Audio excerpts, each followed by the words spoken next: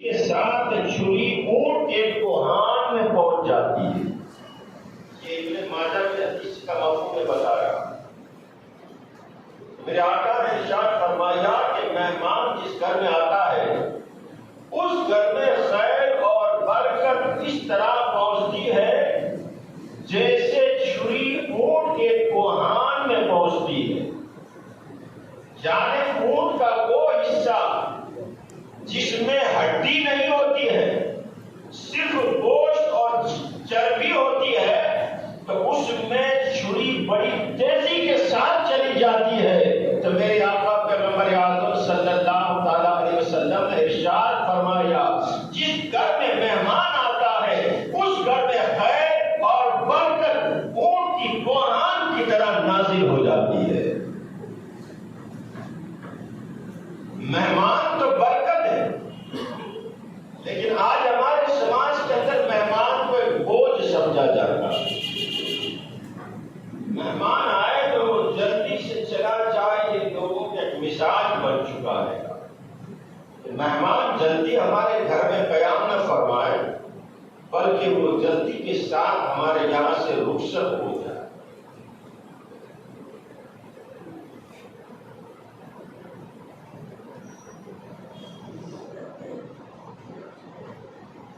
یہاں تک حدیثوں کے اندر آتا ہے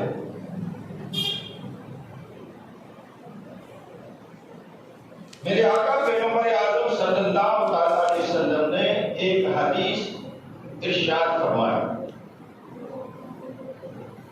درود شریف پڑھیں. اللهم صل علی سیدنا و مولانا محمد کما تحب و ترضى بان تصلی علیہ. صلاۃ و سلام علیک یا رسول اللہ صلی اللہ تعالی علیہ وسلم. حضرت ابو ہریرہ رضی اللہ تعالیٰ عنہ سے یہ حدیث مروی ہے، اور حضرت میرے آقا ارشاد فرماتے ہیں کہ جو شخص اللہ پر اور آخرت پر ایمان رکھتا ہے وہ اپنے پڑوسی کو تکلیف نہ پہنچائے. پھر دوسرا حدیث کا آگے کا مضمون ہے کہ جو شخص اللہ اور آخرت پر ایمان رکھتا ہو وہ مہمان کا احترام کرے، مہمان کے ساتھ حسن سلوک کے ساتھ پیش آئے، اور جو شخص اللہ اور اس کے رسول پر، اللہ اور آخرت پر ایمان رکھتا ہو وہ بھلی بات کرے اور بری بات سے خاموش رہے. یہ بھی دوسری حدیث ہے. یعنی یہ جو تین جملے حدیث کے جو میرے آقا نے ارشاد فرمائے، حضرت ابو ہریرہ رضی اللہ تعالیٰ عنہ سے یہ حدیث مروی ہے کہ پہلا جملہ یہ ہے کہ جو اللہ اور اس کے آخرت پر ایمان رکھتا ہو تو اپنے پڑوسی کو تکلیف نہ پہنچائے. دوسرا جملہ کہ مہمان کے ساتھ حسن اخلاق سے پیش آئے، اور تیسرا بھلی بات کہے، اچھی بات کہے اور بری بات سے خاموش رہے. تو یہ حدیث کا جو جملہ ہے وہ ایمان کے ساتھ اس کا تعلق ہے. اگر مہمان کے ساتھ ہم نے اچھا سلوک کیا تو ہم کامل مومن ہیں، اور مہمان کے ساتھ ہم نے اچھا سلوک نہ کیا تو ہم کامل مومن کے اندر ہمارا شمار نہیں ہوتا ہے. یہ اس لیے کر کے میں نے بتایا کہ اس حدیث کا جو دوسرا جملہ ہے وہ بھی مہمان نوازی کے لیے کہتے ہیں. مہمان کو چاہیے کہ کسی کے گھر جائے تو 3 دن سے زیادہ قیام نہ کرے، اور مہمان کو چاہیے کہ اپنی وسعت کے مطابق اس کی خدمت کرے، اور اگر اس نے اپنی وسعت کے مطابق خدمت کیا، مہمان نوازی کیا جو اپنی طاقت ہے، تو مہمان کو یہ حکم نہیں ہے کہ باہر جا کر کے اس کی یہ تانا اور تشنیع کرے کہ میں اس کے گھر گیا اس نے میری خاطر تواضع نہ کیا. جیسی اس کی وسعت ہے. میرے آقا پیغمبر اعظم صلی اللہ تعالی علیہ وسلم کا دربار ہمیشہ کھلا رہتا، بلکہ آپ کے حجرے مقدسہ کا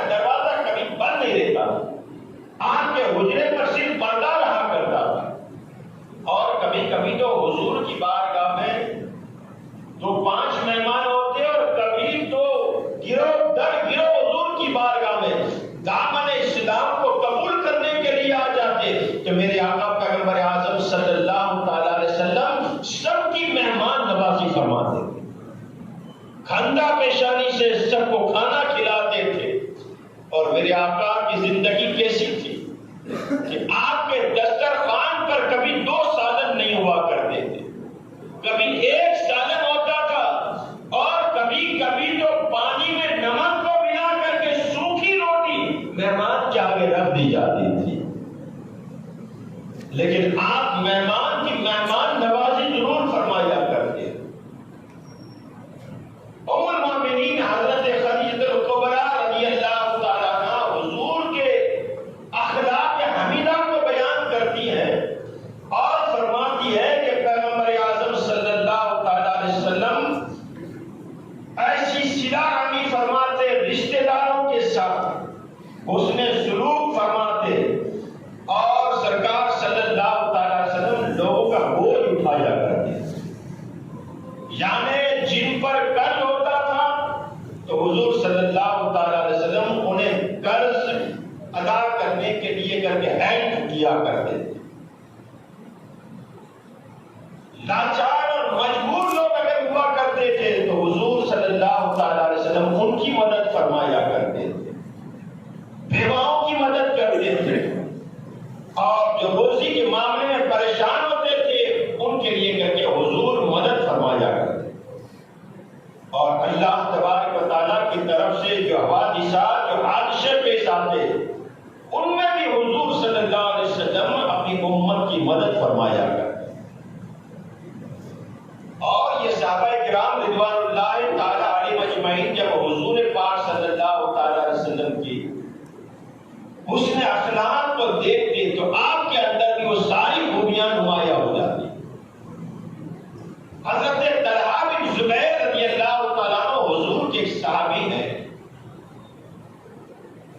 جب حضور کی بارگاہ میں اگر لوگ آ جاتے تو حضور صحابہ میں سے کسی کو کہتے کہ تم 2 مہمان کو لے جاؤ، تم 1 مہمان کو لے جاؤ، تم 5 مہمان کو لے جاؤ۔ جتنی جس کی حیثیت ہوتی ہے حضور اتنے مہمان ان کے ذمہ کر دیتے۔ ایک مرتبہ حضور اکرم صلی اللہ تعالیٰ علیہ وسلم کی بارگاہ میں 2 مہمان آ گئے، تو میرے آقا پیغمبر اعظم صلی اللہ تعالیٰ علیہ وسلم نے اپنے صحابہ کرام کے درمیان ارشاد فرمایا کہ آج 2 مہمان آئے ہوئے ہیں، کون ہے جو اپنے گھر لے جا کر کے انہیں شکم شیر کھانا کھلائے؟ یہ حدیث شریف ہے، غالباً مشکات شریف کے اندر میں نے پڑھا ہے۔ فرماتے ہیں کہ حضرت طلحہ بن زبیر حضور کی بارگاہ کے بڑے معدب صحابہ ہوا کرتے تھے، یعنی حضور کا جملہ ختم ہونے سے پہلے آپ حضور کی بارگاہ ادب کے ساتھ کھڑے ہو جاتے ہیں اور عرض کرتے ہیں یا رسول اللہ صلی اللہ علیہ وسلم اس مہمان کو میں لے جاؤں۔ یعنی یہ ایک طرح کی بے ادبی بھی تھی کہ حضور کا جملہ ختم ہونے سے پہلے حضور کی بارگاہ میں کوئی عرض و معروض کرنا، لیکن محبت یہ تھی حضرت طلحہ کی کہ میرے سے کوئی شفقت نہ حاصل کر لے اور حضور کی بارگاہ میں یہ نہ کہتے کہ یا رسول اللہ میں اس کو لے کے جاتا ہوں۔ یہ محبت ہے۔ آپ کو یہ بھی معلوم تھا کہ گھر کی پوزیشن کیا ہے، آپ کو معلوم تھا کہ میرے پاس 2 مہمان کو کھانا کھلانے کے لیے کر کے انتظام نہیں ہے، یا تو میرے بچے کھانا کھائیں یا مہمان کھانا کھائیں، اتنا ہی کھانا۔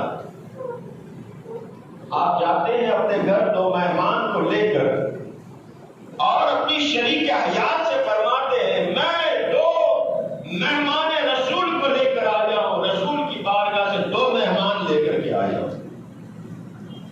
اگر آج کی عورت ہوتی تو اپنے شوہر کو ڈانٹتی کہ آپ کو معلوم ہے کہ ہمارے پاس اتنا انتظام ہے کہ بچے کھانا کھا لیں، میں اور آپ بھی کھانا نہیں کھا سکتے ہیں اور آپ 2 مہمان کو لے کر آ گئے۔ لیکن وہ صحابیہ اپنے شوہر نامدار سے فرماتی ہے میرے شوہر نامدار کھانا تو اتنا ہی ہے کہ ہمارے بچے کھائیں، لیکن یہ مہمان رسول ہے تو مہمان رسول کو کبھی بھوکا نہیں رکھا جائے، یہ رسول کے در کے مہمان ہیں، لہذا میں بچوں کو خسرا پہلا کر سلا دیتی ہوں، آپ اور میں مہمان کے ساتھ بیٹھیں گے اور سامنے کھانا رکھ دیں گے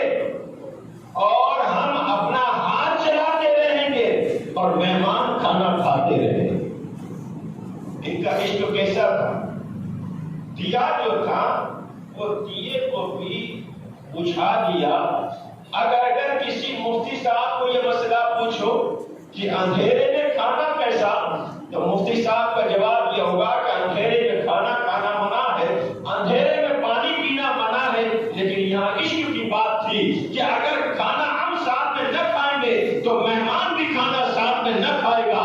آپ نے اندھیرا کر دیا، اندھیرا کر کے کھانا مہمان کے سامنے رکھ دیا اور مہمان سے کہا آؤ ہم مل کر کے کھانا کھاتے ہیں. اس وقت کے اوپر فرض، اس وقت کے اوپر یہ پردے کی آیت نازل نہیں ہوئی تھی، تو حضرت طلحہ، ان کی زوجہ اور آنے والے مہمانوں نے مل کر کے کھانا کھایا. لیکن قربان جاؤ، حضرت طلحہ کا ہاتھ جاتا ہے، حضرت طلحہ کی بیوی کا ہاتھ جاتا ہے، خالی ہاتھ دے کر کے منہ میں رکھتے ہیں. پتا مہمان کو یہ چلے کہ مہمان بھی میرے ساتھ کھانا کھا رہے ہیں. اس طریقے سے اللہ کے نبی کے صحابی حضرت طلحہ نے مہمان کی مہمان نوازی کر کے اپنے گھر کے اندر خیر اور برکت کو نازل فرما دیا، حاصل کر دیا. کہ حضور نے فرمایا ہے جس گھر میں مہمان آتا ہے اس گھر میں خیر اور برکت ایسے نازل ہوتی ہے جیسے اونٹ کے کوہان کے اندر چھری چلی جاتی. مہمان کی مہمان نوازی کرنا یہ بہت بڑی بات ہے. جب بھی مہمان آئے تو اسے خوش اخلاقی کے ساتھ پیش ہونا چاہیے. جب ایک مہمان ہمارے گھر پر کھانا کھاتا ہے تو اللہ تبارک و تعالی اس میزبان کو 1000 نیکی عطا فرماتا ہے، 1000 اس کے گناہوں کو معاف فرما دیتا ہے اور 1000 اس کے درجات کو بلند فرما دیتا ہے. اللہ کے پیغمبر حضرت ابراہیم علیہ السلام کا پوری زندگی عمل رہا کہ آپ کبھی مہمان کے بغیر کھانا نہیں کھاتے تھے. اور پیرانے پیر، روشن ضمیر، محبوب سبحانی، قطب ربانی سیدنا شیخ عبد القادر جیلانی رضی اللہ تعالیٰ فرماتے ہیں میں نے ساری کتابوں کو کھنکھیل دیا، ساری کتابوں کو میں نے چھان لیا. ایمان کے بعد اگر کوئی سب سے بڑی نیکی مجھے دکھائی دی تو وہ یہ ہے کہ مہمان نوازی، غریبوں کو کھانا کھلانا، یہ سب سے بڑی مجھے نیکی نظر آئے. اور آج دیکھیں کہ غریب غوث پاک رضی اللہ تعالیٰ عنہ نے اس نیکی کو اپنا لیا.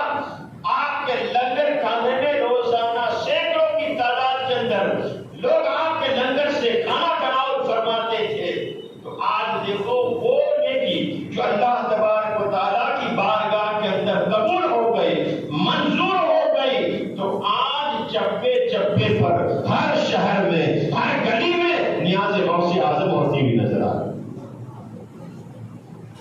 میرے غوث اعظم رضی اللہ تعالیٰ عنہ کا بھی یہی معمول تھا، غریبوں کو کھانا کھلاتے تھے، مہمانوں کی مہمان نوازی فرماتے تھے.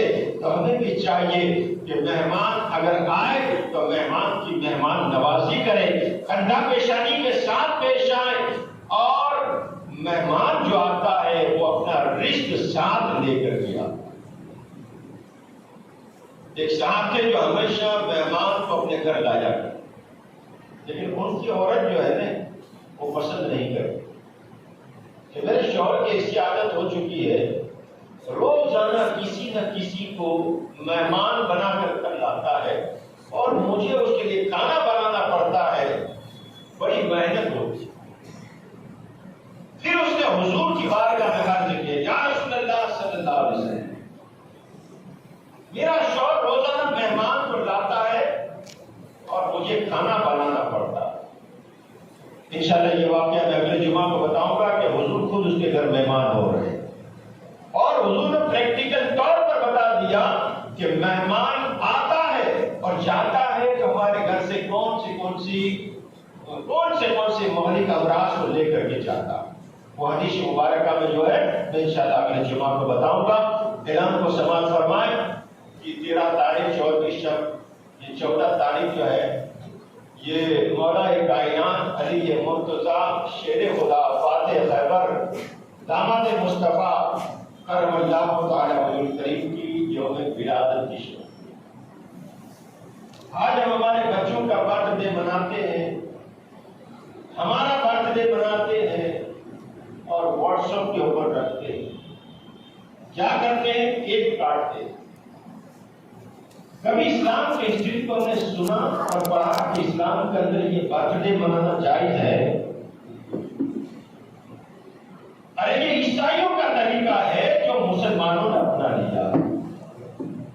برتھ ڈے مناؤ، منانے کی کوئی منع نہیں ہے، لیکن جب آپ کے بچے کی پیدائش ہو تو قرآن خوانی کر کے برتھ ڈے مناؤ. آپ کے بچے کی پیدائش ہے تو غربا مساکین کو کپڑے دے کر کے برتھ ڈے مناؤ، دکھاؤ. یہ میں کہتا ہوں دکھاؤ. آج میرے بچے کی برتھ ڈے میں نے 10 غریبوں کو میں نے کپڑا دیا تاکہ دوسروں کو اس کا شوق پیدا ہو. آج میرے بچے کی پیدائش ہے، میرے دارالعلوم کے بچوں کو کھلایا، یتیم خانے کے بچوں کو کھلایا. اس طریقے سے مناؤ. یہودی اور عیسائیوں کے طریقے کو نہ اپناؤ جو مسلمانوں کا طریقہ نہیں ہے. اب یہ برتھ ڈے جو آنے والی ہے تمام ولیوں کے سردار کی برتھ ڈے ہے. پورے روئے زمین پر جس ولی کو ولایت ملی ہے وہ علی کے در سے ملی ہے. ان کا برتھ ڈے، ان کی ولایت، ان کی ولادت کے موقع پر سلطان وحید خواجہ غریب نواز کی بھی ولادت سال میں 13 تاریخ اور شب بروز اتوار بعد نماز عشاء اسی مسجد میں نام کا منقبت کا پروگرام ہوگا. بعد نماز عشاء سے لے کر پونے 11 بجے تک جس کو علی سے محبت ہوگی وہ ضرور انشاءاللہ اس میں شرکت کرے گا. اور ہم سب علی کے ماننے والے ہیں، علی سے عقیدت رکھنے والے ہیں، تو انشاءاللہ مجھے امید ہے کہ آپ لوگ کثیر تعداد میں شرکت فرما